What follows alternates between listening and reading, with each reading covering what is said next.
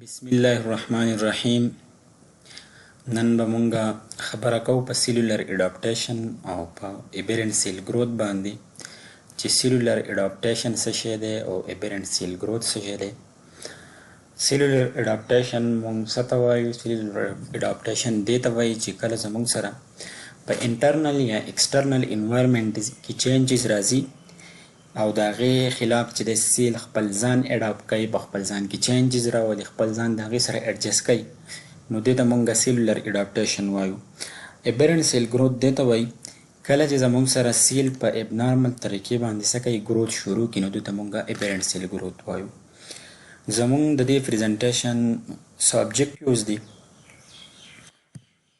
چې په هغې کې اولنی دی general changes in seal structure and functional. په دې کې به مونږ په general changes چې کوم راځي د سیل په structure کې یا په function کې کله چې زمونږ سره یو adaptative process کېږي زمونږ په باډي کې، نو په هغې به خبره کوو. د دې نه علاوه cellular changes that occur with atrophy. کوم cellular changes چې زمونږ سره راځي د atrophy د وجې نه، hypertrophy د وجې نه، hyperplasia، metaplasia and dysplasia and general condition under which these changes occur. او هغه کنډیشن چې په کمې کې زموږ سره دا چینجز چې زموږ په سیل کې راځي.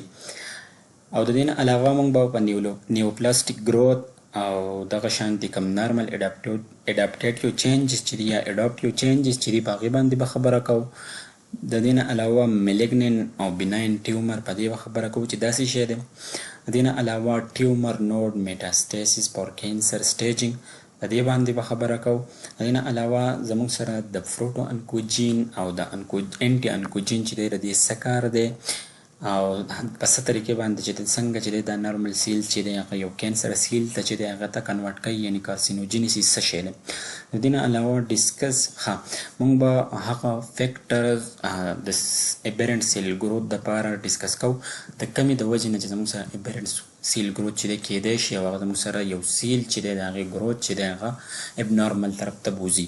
د دې نه علاوه زموږ سره د کینسر سیل به څه کریکټرسټیک وي، په هغې باندې به موږ خبره کوو. دا زموږ سره یو نارمل برونکیل اپیتیلیل سیل دی چې د دې مختلف په دې کې چې کوم چینجز راغلي دي هغه تاسو ته په نظر راځي. لکه ا نمبر تاسو وګورئ، اټروپي کې که ګورئ نو زموږ سره سایز چې دی د نارمل سیل نه هغه څه دی، په هغې کې ریډکشن راغلی دی او هغه زموږ سره د هغې نه څه دی کم دی. د څه کنډیشن د وجې نه، څه سټریسر د وجې نه زموږ سره سیل چې دی د هغې سایز شوی دی هغه ډیکریز شوی دی او کم شوی دی. بل زموږ سره هایپرټروپي ده. هایپرټروپي که تاسو وګورئ نو زموږ سره نارمل کوم برونکیل سیل چې دی د هغې نه د دې سایز څه دی غټ شوی دی. سایز چې غټېږي نو د هغې دپاره به زموږ سره چې دا سیل چې کوم کانټینټ دی هغه به اټومیټیکلي څه کېږي، هغه به هم د دې سره انکریز کېږي او د هغې په سایز کې به هم انکریز راځي. بل زموږ سره هایپرپلیزیا ده. هایپرپلیزیا مونږ څه ته وایو؟ کله چې زموږ سره سیل د څه وجې نه خپل چې دی هغه نمبر چې دی هغه څه کې سیوا کړي، دې ته مونږ وایو هایپرپلیزیا. بل زموږ سره میټاپلیزیا ده. میټاپلیزیا هغه ده چې په هغې کې زموږ سره یو ټایپ اف سیل چې دی هغه بل ته چینج شي. لکه فار اګزامپل یو اپیتیلیل سیل چې دی نو هغه زموږ سره څه ته چینج شو، سکویمس اپیتیلیم ته چینج شو. دغه شانته کې زموږ سره بل چې دی هغه ډسپلیزیا نه. ډسپلیزیا دې ته وایو چې کله زموږ سره سیل چې دی د هغې سایز چې دی هغه هم څه شي، په هغې کې هم چینج راشي او سره سره د سیل په نمبر کې چې دی هم هغې ته چینج راشي. نو دلته کې زموږ سره دې ته څه وایي؟ ډسپلیزیا وایي. مخکې به دا مونږ په ډیټیل سره ډسکس کوو، راځئ. بل زموږ سره چې دی نو هغه زموږ سره میکانیزم ان سیلولر اډاپټیشن، یعنې زموږ سره چې کوم سیلولر اډاپټیشن کېږي دا په کومه طریقه باندې کېږي. نو زموږ په مختلفو طریقو باندې زموږ سیل چې دی هغه خپل ځان چې دی هغه اډجسټ کوي او خپل ځان چې دی اډاپټ کوي. په هغې کې یو میتھډ دا دی چې الټر سیل سرفیس ریسپټر باینډینګ. کوم په سیل سرفیس باندې چې کوم باینډینګ د فر ریسپټر وي دی هغه څه کوي؟ چینج کړي.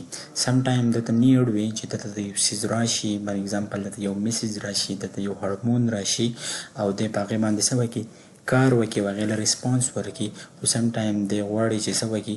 هغه بلاک کړي او دته چې دی هغه میسیج را نشي او په دې طریقه باندې دی څه وکړي خپل ځان چې دی هغه وساتي او خپل ارګن چې دی هغه هم څه کړي بچاو کړي. دغه شانتې الټریشن ان سیګنل پر پروټین سینتیسس کوم د پروټین سینتیسس دپاره چې کوم سیګنل دی ته راځي نو هغه څه کړي هغه الټرېږي.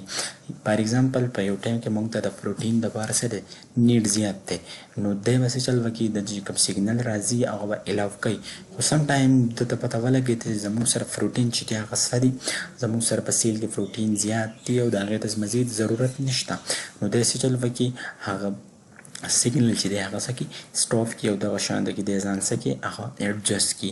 د دې نه علاوه بیا د زموږ سره نیو پروټین چې دی هغه څه کړي سینتیسایز کوي او په هغې ذریعه باندې دی څه کوي خپل ځان چې دی هغه د انوایرمنټ د سټریسر نه یا د داسې انفیوریبل کنډیشن چې هغه د سیل لپاره څه وي نقصان دی وي په هغې نه ځان بچ کوي. لکه په هغې کې زموږ سره موږ هیډ شاک پروټین وایو.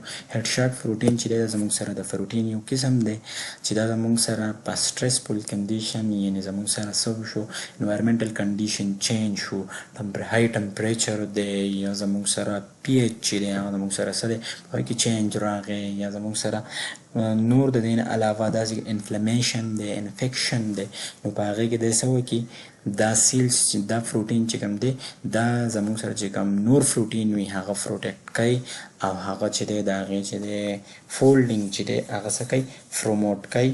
د دې نه علاوه زموږ سره چې د سیل کم ریکوري ده په هغې کې زموږ سره دا څه وکړي هیلپ ورکوي.